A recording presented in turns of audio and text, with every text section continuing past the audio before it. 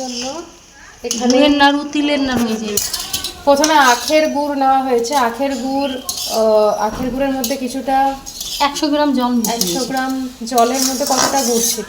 1 KG. 1 KG আখের গুড়ের সাথে 100 গ্রাম জল মিশিয়ে এভাবে কড়াইতে হাই ফ্লেমে প্রথমে জ্বালানো হচ্ছে। এরকম বটে গেছে মানে দুধটা পাক হয়ে গেছে। তখনই গুড় পাক হয়েছে কিনা সেটা বোঝার জন্য একটু পরপর এইভাবে হাতে নিয়ে দেখতে হবে। যদি একটু আঠালো স্টিকি ভাব চলে আসে তাহলে বুঝতে হবে পাক হয়ে গেছে। গুড়ের নাড়ুতে কিন্তু কোনো রকমের চিনি কিন্তু এক্সট্রা কিছু মেশানো হয় না। পিওর গুড়টাকেই এইভাবে লিকুইডভাবে জ্বালাতে হবে।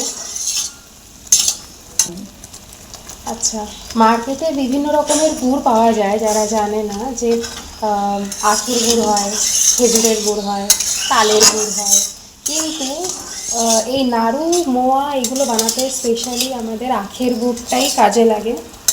কিন্তু খেজুরের গুড় কাজে লাগে শুধুমাত্র যখন পিঠে, পুলি, পায়েস এই সমস্ত ক্ষেত্রে আমরা তখন খেজুরের গুড় ব্যবহার করি। তো আর খেজুরের গুড়টা শীতকালে পাওয়া যায়, এখন পাওয়া যায় না গরমের দিনে। এইভাবে এখন নাড়াতে থাকতে হবে যতক্ষণ না পাক হয়ে যায়। আর একটু পরপরভাবে দেখতে হবে, হয়নি এখনো। এটা দেখতে পাচ্ছ, এটা হচ্ছে আখের গুড়। সেই আখের গুড়টাকে ওই গুড়টাকে ভেঙে গুঁড়ো করে স্ম্যাশ করে তার সাথে কিছুটা জল দিয়ে 100 গ্রাম, বেশি না, তারপরে এই গুড়টাকে জ্বালানো হচ্ছে। এটা খুব ইম্পর্টেন্ট একটা প্রসেস। মোটামুটি কতক্ষণ রাখতে হবে এভাবে? 10-15 মিনিট তো জাল করতেই হবে। 10-15 মিনিটের মতন জাল কন্টিনিউভাবে করে যেতেই হবে।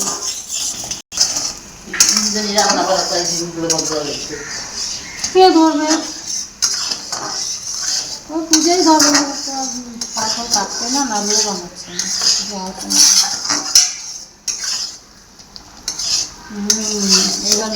এবার মনে দেখেন দেখেন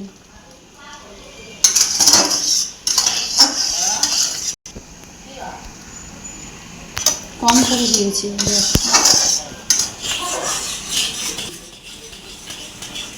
গ্যাসের ফ্লেম একদম লো করা, নইলে পুড়ে যাবে।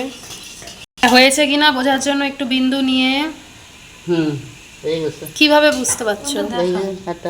আঠা আঠা কিভাবে আঠা সেটা দেখো। এই তো আঠা আঠা হয়ে গেছে, গুড় হয়ে গেছে। তিল, ভাজা তিল, ভাজা তিল এখানে আগে থেকে ভেজে রাখা হয়েছে। আর গ্যাসটা বন্ধ করে দিলাম। দেখো দেখি না, আলু কিনে দেখতে তো হবে না। দেখো অল্প অল্প করে গুড় দিয়ে এইভাবে দেখতে হবে যে হয়েছে কিনা গুড়, না আরেকটু হতে হবে, আঠালো হতে হবে। এবার একটু দেখে নেওয়া হচ্ছে ভাজা তিলের সাথে ওই পাক দেওয়া গুড়টাকে ঠিকঠাক আঠালো হয়েছে কিনা।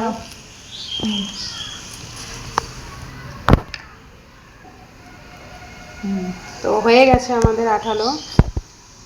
এবার যেরকমভাবে নাড়ু তৈরি করে গোল গোল করে এভাবে একটু তেল লাগাতে হবে সুবিধার জন্য হাতে একটু তেল মেখে নিতে হবে, তাহলে টেক্সচারটা খুব স্মুথ আসবে।